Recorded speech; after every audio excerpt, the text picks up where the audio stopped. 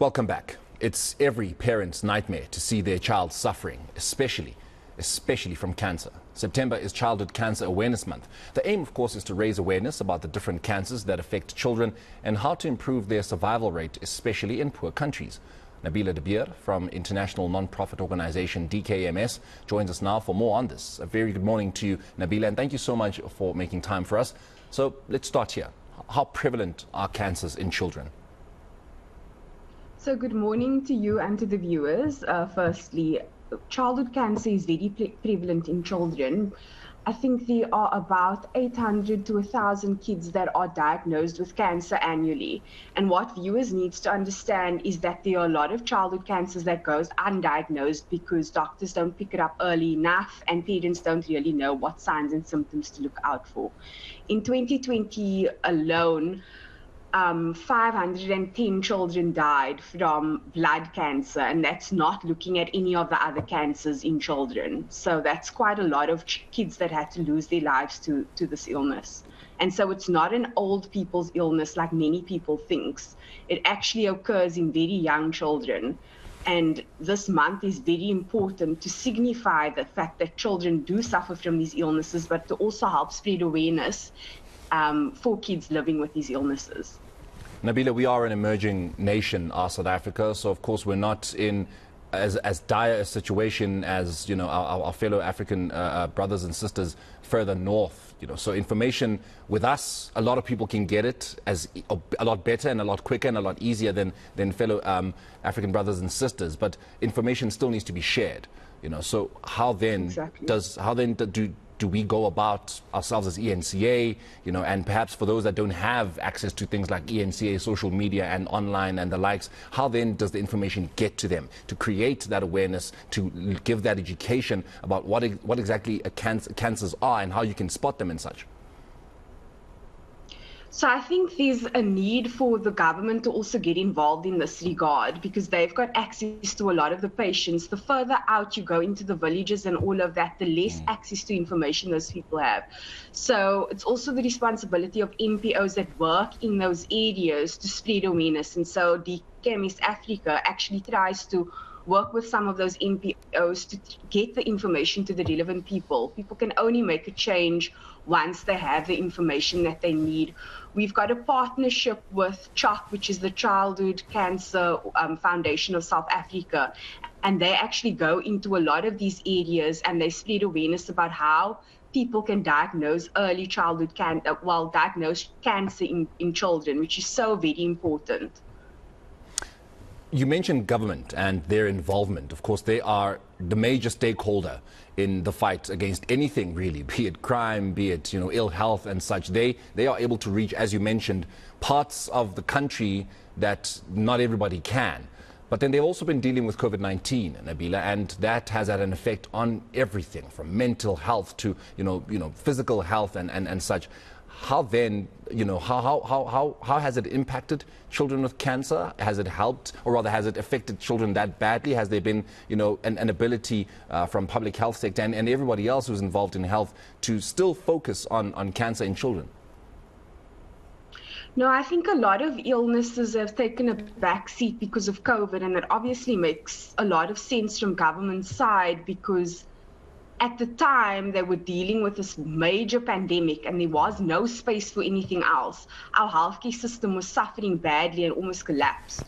So at the height of COVID, that wasn't possible, but then NGOs still continued to work in the sector to try and spread that awareness, and that's where we really had to step up. You guys are bringing awareness, you're sharing information, you're getting down there and rolling your sleeves up and making sure that you are playing your part in ensuring that cancer in children is something that is dealt with, something that is kept at the lowest possible. But what else can be done to equip those who do want to get involved, those who do want to help? Even government, I think government themselves do need some help, from the broader public. What can be done to equip everybody that is wanting to get involved in this fight? So I'm going to take a step back quickly and just explain to you guys what DKMS Africa does. We are a blood stem cell registry, which means that we work with patients who have blood cancers and blood disorders to find them a matching donor. When you are diagnosed with something like leukemia or sickle cell or Fanconi anemia, your best chance at a cure in many instances is a blood stem cell transplant. So we work with these patients to find them a blood stem cell transplant.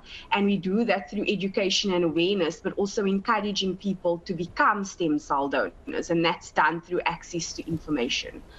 The situation in South Africa is that, so let me just take another step back, is that when you get a stem cell donation, right, it comes down to genetics, and you are more likely to get your match from the same ethnic group as you.